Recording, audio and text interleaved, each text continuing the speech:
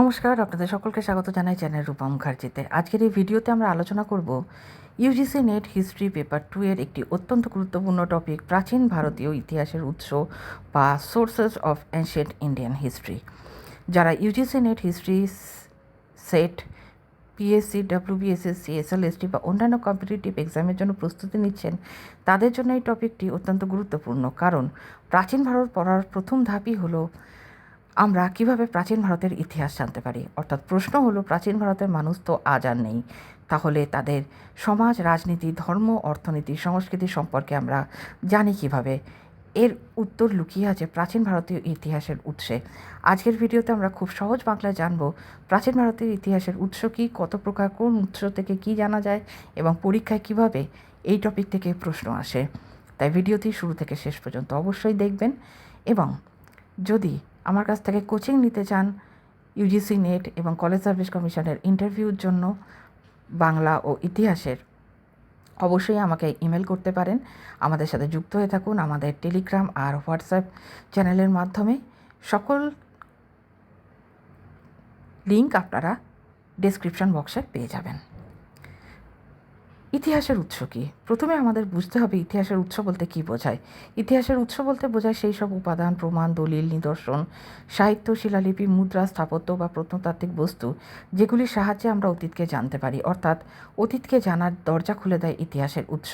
যেহেতু প্রাচীন ভারতের লিখিত নথি সীমিত, তাই প্রাচীন ভারতীয় ইতিহাস জানতে আমাদের নানা ধরনের উৎসের উপর নির্ভর করতে হয়। সাধারণভাবে প্রাচীন ভারতীয় ইতিহাসের উৎসকে দুটি বড় ভাগে ভাগ করা যায়: সাহিত্যিক উৎস, প্রত্নতাত্ত্বিক উৎস। এছাড়াও বিদেশি ভ্রমণকারীদের বিবরণও একটি গুরুত্বপূর্ণ উৎস। প্রাচীন ভারতীয় ইতিহাসের উৎসের শ্রেণীবিভাগ। প্রাচীন ভারতীয় ইতিহাসের উৎসকে সাধারণত 3 ভাগে ভাগ করা যায়: 1 সাহিত্যিক উৎস, 2 প্রত্নতাত্ত্বিক উৎস, 3 বিদেশি বিবরণ। এখন আমরা একে একে প্রতিটি অংশ বিস্তারিতভাবে বুঝব। 1 সাহিত্যিক উৎস। প্রাচীন ভারতীয় ইতিহাস জানার অন্যতম প্রধান উৎস হল সাহিত্য। সাহিত্যিক উৎস বলতে সেই সব গ্রন্থ, রচনা, ধর্মীয় সাহিত্য, কাব্য, পুরাণ, স্মৃতি, জীবনী, আখ্যান ইত্যাদিকে বোঝায়, যেগুলির মাধ্যমে প্রাচীন ভারতের নানা তথ্য জানা যায়। সাহিত্যিক উৎসকে আবার 2টি ভাগে ভাগ করা যায়: ধর্মীয় সাহিত্য, ধর্মনিরপেক্ষ সাহিত্য। ধর্মীয় সাহিত্য প্রাচীন ভারতের ইতিহাস জানার এক গুরুত্বপূর্ণ উৎস। এগুলির মধ্যে রয়েছে বেদ, ব্রাহ্মণ, আরণ্যক, উপনিষদ, বেদাঙ্গ, সূত্র সাহিত্য, মহাকাব্য, পুরাণ, বৌদ্ধ সাহিত্য, জৈন সাহিত্য। এখন একে একে এগুলো বুঝে নিই। বেদ। বেদ প্রাচীন ভারতের অন্যতম প্রাচীনতম সাহিত্য। বেদ 4টি: ঋগ্বেদ, সামবেদ, যজুর্বেদ, অথর্ববেদ। এদের মধ্যে ঋগ্বেদ সবচেয়ে প্রাচীন এবং সবচেয়ে গুরুত্বপূর্ণ। ঋগ্বেদ থেকে আমরা জানতে পারি আর্যদের জীবনযাত্রা, সমাজ ব্যবস্থা, রাজনৈতিক সংগঠন, ধর্মবিশ্বাস, অর্থনীতি। অর্থাৎ বৈদিক যুগের ইতিহাস জানার প্রধান উৎস হল ঋগ্বেদ। এবার আসা যাক বেদ পরবর্তী সাহিত্য, ব্রাহ্মণ, আরণ্যক ও উপনিষদে। এগুলি থেকে জানা যায় যজ্ঞকেন্দ্রিক সমাজ, ধর্মীয় আচরণ, ব্রাহ্মণ সংস্কৃতি, দার্শনিক চিন্তা, আত্মা, ব্রহ্ম, মোক্ষের ধারণা। বিশেষ করে উপনিষদ থেকে প্রাচীন ভারতের দার্শনিক বিকাশ সম্পর্কে জানা যায়। সূত্র সাহিত্য ও বেদাঙ্গ। সূত্র সাহিত্য থেকে সামাজিক নিয়ম, আচরণবিধি, ধর্মীয় আচার ও গৃহস্থ জীবনের নানা দিক জানা যায়। এগুলি হলো ধর্মসূত্র, গুচ্ছসূত্র, শুল্বসূত্র। বিশেষ করে শুল্বসূত্র থেকে প্রাচীন ভারতের গণিত চর্চার ধারণা পাওয়া যায়। মহাকাব্য, রামায়ণ ও মহাভারত। প্রাচীন ভারতের ইতিহাস জানার অন্যতম গুরুত্বপূর্ণ উৎস হল 2 মহাকাব্য, রামায়ণ, মহাভারত। এগুলি সরাসরি ইতিহাস নয়, কিন্তু এদের মাধ্যমে জানা যায় সমাজ জীবন, রাজনীতি, ধর্ম, পরিবার, নৈতিকতা, রাষ্ট্র ব্যবস্থা। মহাভারতকে অনেক সময় ইতিহাস বলা যায়। মহাভারতকে পঞ্চম বেদও বলে ভূষিত করা হয় অভিধায়। পুরাণ। পুরাণ 18টি। পুরাণ থেকে জানা যায় রাজবংশের তালিকা, বংশ পরম্পরা, ধর্মীয় বিশ্বাস, পৌরাণিক কাহিনী, সমাজ ও সংস্কৃতি। যদিও পুরাণ পুরোপুরি ঐতিহাসিক নয়, তবুও বংশ তালিকার জন্য এটি গুরুত্বপূর্ণ। বৌদ্ধ সাহিত্য। প্রাচীন ভারতীয় ইতিহাসের একটি গুরুত্বপূর্ণ উৎস হল বৌদ্ধ সাহিত্য। এর মধ্যে উল্লেখযোগ্য ত্রিপিটক, জাতক, দীপবংশ, মহাবংশ, মিলিন্দ পঞ্চহ। এগুলো থেকে জানা যায় গৌতম বুদ্ধের জীবন, বৌদ্ধ ধর্ম, মগধ, মৌর্য পূর্ব ভারত, সমাজ ও অর্থনীতি। বিশেষ করে জাতক কাহিনী থেকে সাধারণ মানুষের জীবন সম্পর্কে গুরুত্বপূর্ণ তথ্য পাওয়া যায়। জৈন সাহিত্য থেকেও প্রাচীন ভারতের ইতিহাস জানা যায়। এখানে উল্লেখযোগ্য অঙ্গ, উপাঙ্গ, কল্পসূত্র, ভগবতী সূত্র। এগুলি থেকে জানা যায় মহাবীরের জীবন, জৈন ধর্ম, সমাজ ও ধর্মীয় চর্চা। ধর্মনিরপেক্ষ সাহিত্য ইতিহাসের গুরুত্বপূর্ণ উৎস। এগুলির মধ্যে রয়েছে কৌটিল্যের অর্থশাস্ত্র, পাণিনির অষ্টাধ্যায়ী, পতঞ্জলির মহাভাষ্য, কালিদাসের রচনা, বিশাখ দত্তের মুদ্রা রাক্ষস, বাণভট্টের হর্ষচরিত, রাজতরঙ্গিনী। কৌটিল্যের অর্থশাস্ত্র এটি মৌর্য যুগের অন্যতম গুরুত্বপূর্ণ উৎস। এখান থেকে জানা যায় রাষ্ট্রনীতি, প্রশাসন, কর ব্যবস্থা, গুপ্তচর বিভাগ, অর্থনীতি। মৌর্য প্রশাসন জানার ক্ষেত্রে এটি অত্যন্ত গুরুত্বপূর্ণ।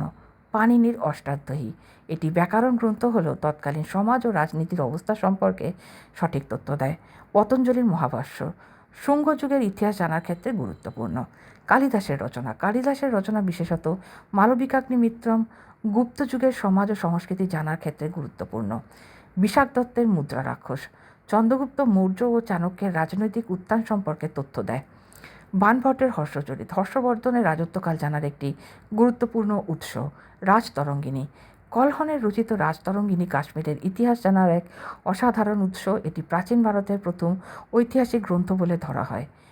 চলুন এরপর আসা যাক প্রত্নতাত্ত্বিক উৎসে। প্রাচীন ভারতের ইতিহাস জানার দ্বিতীয় বড় উৎস হল প্রত্নতাত্ত্বিক উপাদান। এগুলি সরাসরি বস্তুগত প্রমাণ দেয়। প্রধান প্রত্নতাত্ত্বিক উৎস হল প্রত্নস্থল, শিলালিপি, মুদ্রা, স্থাপত্য, ভাস্কর্য, মৃৎপাত্র, শিলমোহর। প্রত্নস্থল হরপ্পা, মহেঞ্জোদারো, কালীবঙ্গান, লোথাল, ধোলাভিরা ইত্যাদি প্রত্নস্থল থেকে সিন্ধু সভ্যতা সম্পর্কে জানা যায়। শিলালিপি প্রাচীন ভারতের অন্যতম উল্লেখযোগ্য ও নির্ভরযোগ্য উৎস। বিশেষভাবে গুরুত্বপূর্ণ অশোকের শিলালিপি, হস্তিগুম্ফা লিপি, এলাহাবাদ স্তম্ভলিপি, জুনাগড় শিলালিপি। এগুলি থেকে জানা যায় রাজনীতি, প্রশাসন, ধর্মনীতি, সমাজ বিস্তার। মুদ্রা থেকে জানা যায় রাজাদের নাম, উপাধি, ধর্মীয় প্রতীক, বাণিজ্য, অর্থনীতি। বিশেষভাবে Indo Greek coins, Kushan coin এবং গুপ্তাস কয়েন খুব গুরুত্বপূর্ণ।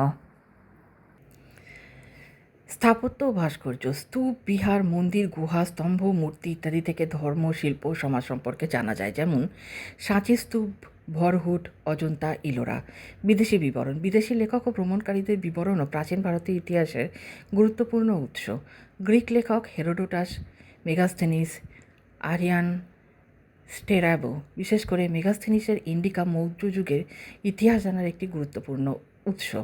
চৈনিক ভ্রমণকারী ফা হিয়েন, হিউয়েনসাং, তেসাং এরা ভারত ভ্রমণ করে সমাজ, ধর্ম, শিক্ষা ও রাজনীতি সম্পর্কে মূল্যবান তথ্য দেন। সুতরাং প্রাচীন ভারতীয় ইতিহাসের উৎস হলো সেই সব উপাদান যেগুলির মাধ্যমে আমরা প্রাচীন ভারতের সমাজ, সংস্কৃতি, রাজনীতি, অর্থনীতি ও ধর্ম সম্পর্কে জানতে পারি। এই উৎসগুলি মূলত তিন ধরনের: এক সাহিত্যিক উৎস, দুই প্রত্নতাত্ত্বিক উৎস, তিন বিদেশি বিবরণ।